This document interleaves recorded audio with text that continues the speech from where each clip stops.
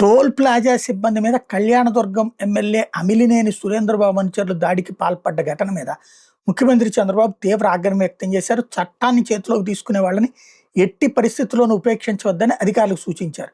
MLA అనుచరులపై కేసులు నమోదు చేయాలని ఆదేశించారు. సంఘటన మీద విచారణ చేపట్టి నివేదిక ఇవ్వాలని సూచించారు. టోల్ ఫీజు చెల్లించమన్నందుకు మదనపల్లె తిరుపతి జాతీయ రహదారి మీద గొండబోయినపల్లి వద్ద ఉన్న టోల్ ప్లాజా సిబ్బంది మీద సురేంద్రబాబు అనుచరులు రెచ్చిపోయారు. ఎమ్మెల్యే వాహనాన్ని ఆపుతారా, టోల్ ఫీజు చెల్లించమంటారంటూ సిబ్బందిని దూషించకుండా వాళ్ళ మీద దాడికి పాల్పడ్డారు. ఇందులో ఎంత చక్కటి డైవర్షన్ ఉంటుందంటే బాబు గారు సీరియస్ అయ్యారు. అంటే అక్కడ ఉన్నది ఎవరు? ఎమ్మెల్యే. ఎమ్మెల్యేనే ఆపలేదు, అప్పుడు ఎవరిని అనాలా? ఎమ్మెల్యే మీద కదా యాక్షన్ తీసుకోవాల్సింది. ఇంకొకటి, పోలీసులు కేసు ఇట్లాంటి తప్పుడు పని చేసినప్పుడు పోలీసులు కేసు పెట్టాలి కదా. పోలీస్ స్టేషన్ దగ్గరికి లాక్కెళ్ళి వాళ్ళిద్దరిని కొడితే పోలీసులు చూస్తా కూర్చున్నారంటే మన దగ్గర వ్యవస్థ కరెక్ట్గా ఉన్నట్ట, బాధ్యతాయుతంగా ఉన్నట్ట.